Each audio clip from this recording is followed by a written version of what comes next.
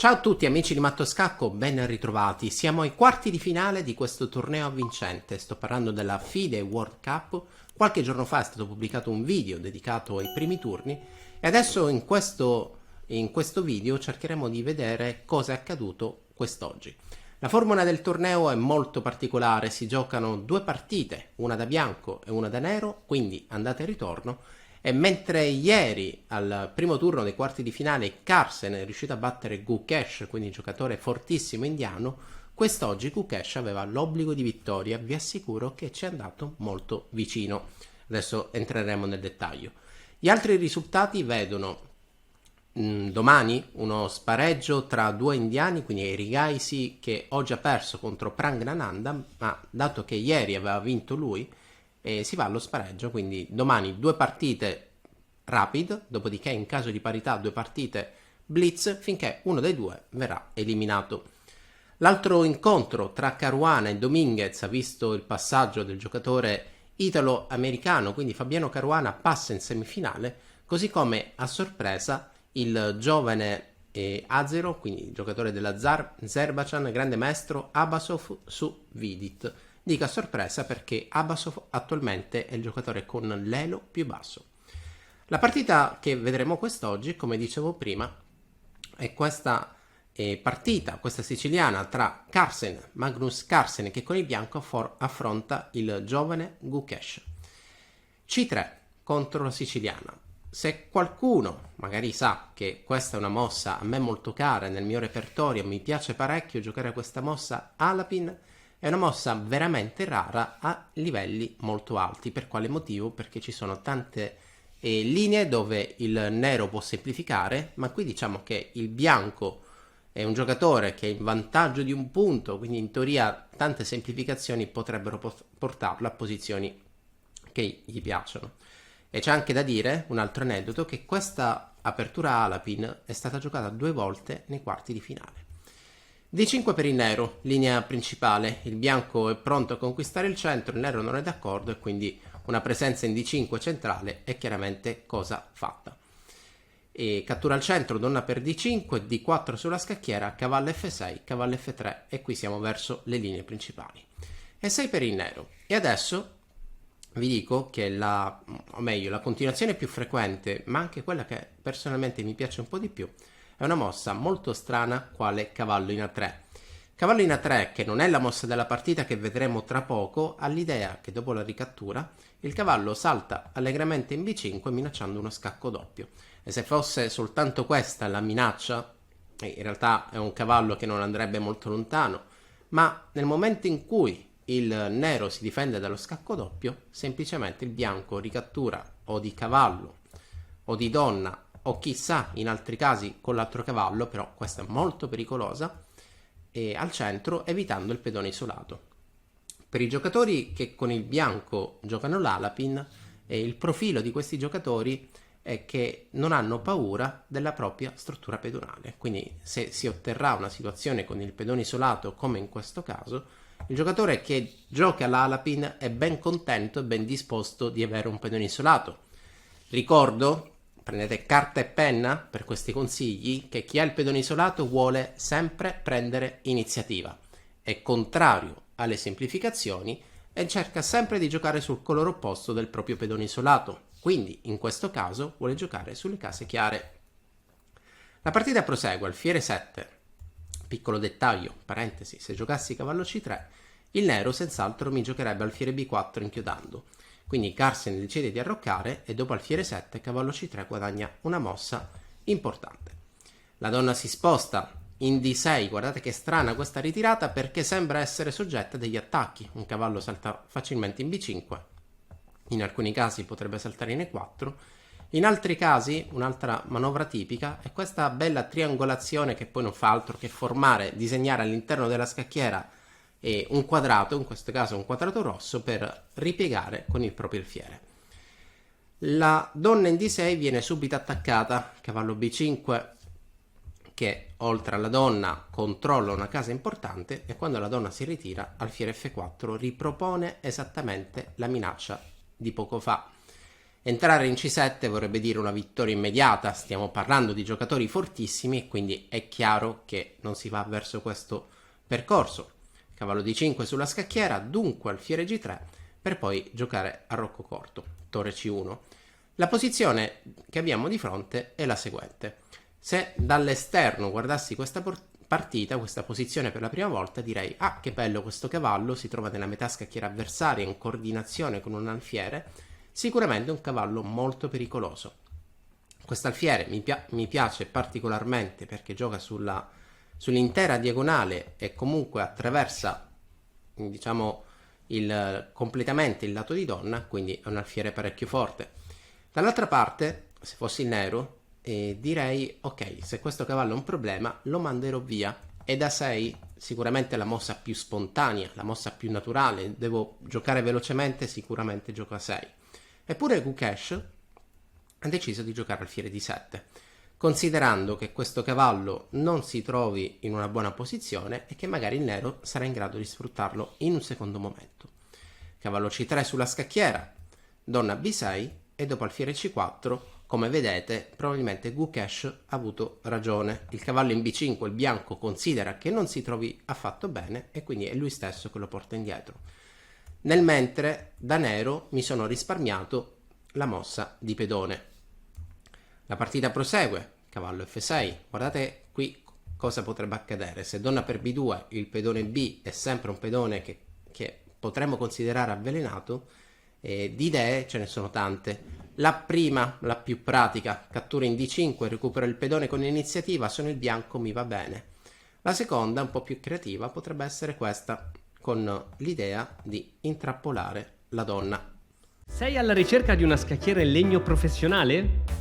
Vienici a trovare su mattoscacco.com, scoprirai le nostre scacchiere artigianali da torneo. Dunque, il cavallo nero si sposta in F6, cavallo A4 attacca la donna che si sposta per poi risaltare in C5. In questa posizione, dunque, vediamo un po' come si potrebbe proseguire. Il nero potrebbe catturare in C5, senz'altro, però se il nero cattura in C5, il bianco da una parte è contento perché avrà riunito i 3 pedoni insieme, e in caso di donna per C5 anche meglio perché l'alfiere si sposterà immediatamente attaccando la donna. Il bianco qui ha una posizione totalmente sotto controllo e senz'altro favorevole. Dunque, quando Carlsen salta in C5, questo alfiere deve spostarsi e si nasconde lì in C8. Pedona 3, donna D8 e a questo punto alfiere B5. Guardate che interessante questa mossa, anche se al software non piace tantissimo. Il software, come tutti i giocatori di Alapin, sostiene che l'alfiere in D3 che punti la rocca avversario sia il seguito migliore. Eppure, dopo alfiere B5, la mossa è semplicemente quella l'idea è semplicemente quella di alterare la struttura pedonale. Quindi donna B6 e a questo punto alfiere per C6 è ciò che si vuole fare. Pedona 4 sulla scacchiera, torre D8. Attenzione, e dico attenzione perché in questa posizione la donna non ha tante case. Mi spiego meglio. Immaginiamo che il bianco giochi una mossa assurda, creativa, molto bella, come questa. Guardate che strana, perché posiziono il mio cavallo e lo posiziono in una casa controllata da un pedone avversario. Ma in caso di cattura, semplicemente mi rifarò qui. Di torre, fantastico, attacco la donna. Di alfiere, anche meglio, perché questa torre purtroppo lascia la scacchiera. Come vedete è totalmente dominata dalla coppia degli alfieri, quella temibile coppia degli alfieri che tanti considerano forte nei giochi aperti. Questa qui è soltanto un esempio, una dimostrazione. La partita prosegue, donna E2, torre D6, torre D5 e anche qui cavalla 6 è veramente strana. La mossa probabilmente più corretta. Ci sono pericoli, sì, alfiere C7, guardate che quanto è strana e quanto affascinante perché intrappola immediatamente la donna. Il bianco, boom, gioca alfiere C7, ti intrappola la donna e a quel punto la posizione è andata. Quindi dopo torre D5, Carlsen, dopo una lunga pensata, ha giocato alfiere per C6. Probabilmente non era più convinto che questa qui fosse una posizione promettente. Pedone per C6, anche qui sembra la mossa naturale, ma questo vorrebbe dire che il bianco ha avuto ragione, il bianco ha rovinato la struttura pedonale al nero e quindi il bianco si ritroverà con un forte cavallo qui in C5. Eppure il nero ha una mossa forte, innaturale, perché posiziona la donna lungo la colonna della torre avversaria. Innaturale perché posizionare la propria donna sulla traiettoria di un pezzo pesante avversario è quasi sempre qualcosa di strano. Qualcosa di strano, quasi sempre qualcosa di sbagliato, e quindi in questa posizione Carlsen adesso tira il freno a mano e comincia a rafforzare la propria posizione. Consapevole di stare un po' peggio, arriva il momento in cui Gukesh posiziona il suo fortissimo alfiere in coordinazione con la donna lungo la diagonale più lunga e qui a Carlsen non resta altro che togliere dei pezzi dalla scacchiera. Rimuovere dei pezzi dalla scacchiera significa ridurre il margine di errore, perché in questa posizione è vero che da nero abbiamo i pedoni doppiati, però fossi il bianco avrei parecchia paura, perché dopo re H8 la prima torre arriva in G8, se necessario arriva la seconda, e chissà, e lì già sono 4 pezzi coordinati contro il povero monarca bianco. Torre C8 sulla scacchiera, questa non mi ha convinto molto e probabilmente voleva alleggerire la posizione giocando entrando in un finale con una torre in meno pezzi, meno variabili, meno margine di errore. Considerando che qui il nero comunque sta meglio perché ha un alfiere contro un cavallo. La partita prosegue. Donna G5, cavallo G4, che questa è una mossa veramente particolare. Chiaramente se mi catturi le donne sono contento, ti prendo di pedone, rafforzo i miei pedoni e poi l'unica mia debolezza resta questo pedone B3. Eppure cavallo G4 ha un'idea furba, re G7 la mossa giocata, A5 sulla scacchiera. Quale potrebbe mai essere l'idea di cavallo G4? Che quando la donna si allontana, io di forza da bianco entro, prima dando scacco, dopodiché arriva il cavallo e quando la cavalleria arriva in attacco quasi sempre c'è poco da fare. Questa è una posizione dove il bianco ha una minaccia di matto che per adesso potrebbe essere tenuto sotto controllo, però adesso è il bianco che gioca in attacco e il nero dovrà difendersi.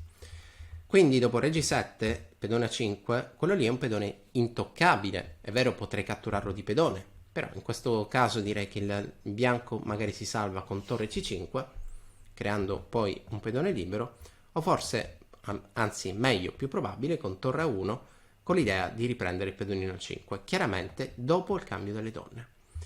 La partita prosegue, cambiano i 3, riprendo di cavallo, torre per D4 e dopo queste semplificazioni si raggiunge un finale dove il bianco resta con un pedone in meno, però il fatto che i pedoni siano tutti sullo stesso lato della scacchiera dà al bianco un buon margine per pareggiare.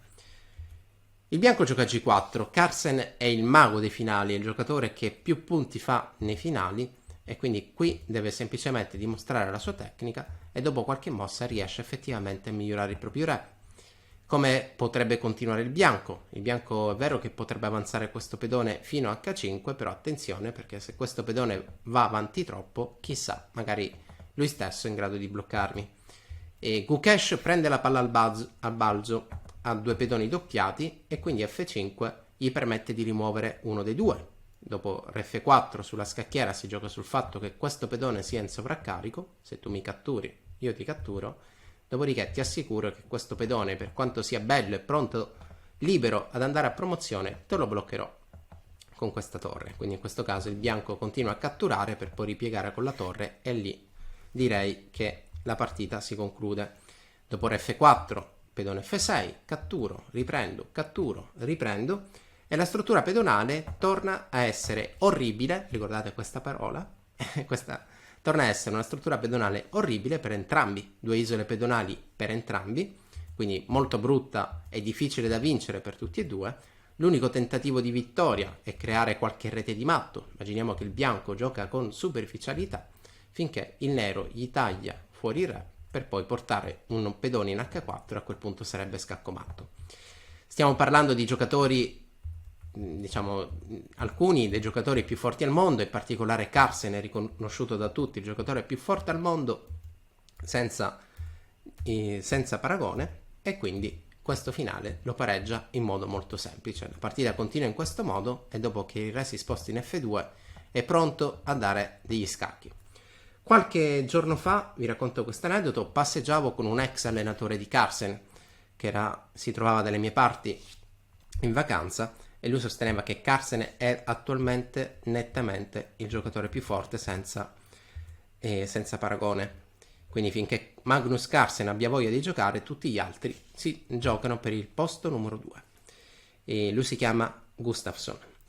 Rivediamola. Apertura Alapin, D5, D4, cavallo F6. Si gioca per ottenere un pedone isolato dove il bianco vuole prendere spazio. Cavallo B5 riesce in questo. La donna si sposta, alfiere F4, minaccia di vincere, cavallo C7, fantastica. Però dopo cavallo D5 l'alfiere si sposta e la partita continua in questo modo. La partita dunque va verso delle semplificazioni che otteniamo con questa sequenza, quindi a 3 alfiere B5. Il dettaglio tattico, ricordate, il sovraccarico di questo pedone nell'obbligo è obbligato a difendere il cavallo C6, quindi saltando in A6 la posizione sarebbe stata allegramente sotto controllo. La partita prosegue in questo modo finché, dopo tutti i cambi, Carlsen si ritrova in una situazione leggermente spiacevole, semplicemente perché il nero ha ottenuto una fortissima coordinazione batteria sulle case chiare contro l'arrocco. Questa è una posizione difficile da difendere, ma stiamo parlando del giocatore più forte al mondo che nel giro di qualche mossa semplifica semplicemente tutto quanto per ottenere un finale totalmente vinto. In questa posizione, ho detto vinto, volevo dire pari, in questa posizione non gli resta altro che migliorare il terzo pezzo, ossia il re. Siamo in finale, tutti i pezzi devono giocare e dopo queste semplificazioni la struttura pedonale è brutta per entrambi e si conclude in parità. Bene, spero che vi sia piaciuta questa partita, a me tantissimo. Dal punto di vista agonistico è un risultato importante perché il nero ha sempre cercato di vincere, quindi nonostante non ci sia riuscito non vuol dire che non abbia provato. Quindi molti cambi di pezzi sono stati evitati apposta. Spero che vi sia piaciuta e appuntamento al prossimo video. Ciao a tutti qui su Matto Scacco.